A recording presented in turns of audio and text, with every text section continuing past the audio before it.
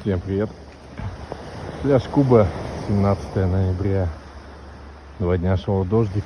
Сегодня вот такая чудесная погода. Настоящая весна. Плюс 14 на улице, а море плюс 17. Море теплее, чем воздух. И сочинская золотая осень. Скорее рыжая. Скоро последние листочки опадут. И будет сочинская зима.